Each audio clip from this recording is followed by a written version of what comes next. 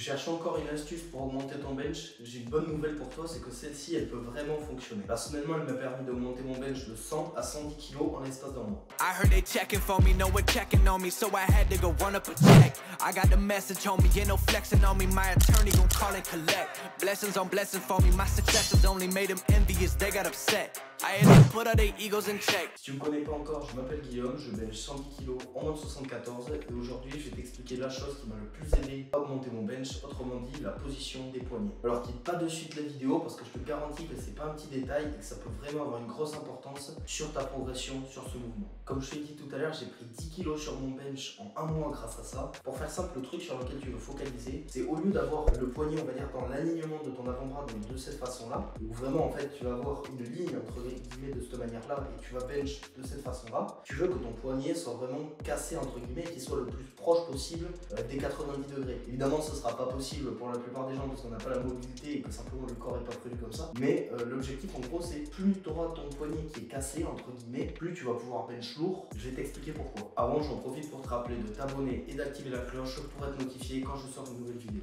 Pourquoi est-ce que tu veux absolument avoir ta paume de main à 90 degrés? Pour plusieurs raisons. Déjà, dans un premier temps, tu vas pouvoir réduire un petit peu ton amplitude. Évidemment, tu vois, si tu as la main ici et que tu as la barre à ce niveau-là, si tu l'inclines un petit peu, tu vas réduire de quelques millimètres, voire de quelques centimètres ton amplitude. Ça paraît débile, mais je te garantis qu'au bout d'un moment, tu vois la différence. Deuxième chose que j'ai remarqué personnellement, c'est que moi, j'arrive davantage, en tout cas, à avoir un meilleur alignement au niveau de épaules, coudes, poignets. Donc en gros, tu vas davantage arriver à tirer comme ça et à repousser directement, ce qui est une technique, on va dire, beaucoup plus efficace plutôt que pousser comme ça, après repartir ou je sais pas quoi. Là, en fait, j'arrivais direct, je pousse. Et là, c'est vraiment un truc qui est ultra efficace. Dernier point qui est assez lié au premier d'ailleurs, donc ça va être le fait que si tu as du mal en bas du mouvement, bah forcément déjà tu réduis encore un petit peu l'amplitude, donc tu as encore un petit peu moins d'amplitude. Et en plus de ça, personnellement, tu vois, j'avais un petit peu de douleur entre guillemets, donc quelques douleurs, pas énormes, mais quelques douleurs au niveau des épaules quand je suis en bas du mouvement. En fait, c'est quelques millimètres d'amplitude en moins, ça m'a complètement supprimé ces douleurs parce que c'était vraiment les tout derniers millimètres qui me faisaient mal. Et donc en fait, ça me permet de bench sans douleur et donc forcément d'être beaucoup plus efficace. Donc tu vois que même si ça paraît être un petit détail, ça peut influer sur beaucoup de choses, ce qui au final va te faire quand même un gros impact. En plus de ça, tu verras que ton setup au moment de t'ancrer dans le banc sera un petit peu plus efficace. Et personnellement, j'arrive davantage à m'ancrer, à bien mettre mes poignets dans la barre et utiliser la barre entre guillemets pour me pousser dans le banc. Et j'arrive beaucoup mieux en mettant les poignets vers l'arrière. Sans parler du fait que ton dérape sera souvent plus efficace puisque tu vas directement pousser dans la paume de main et non pas vers l'avant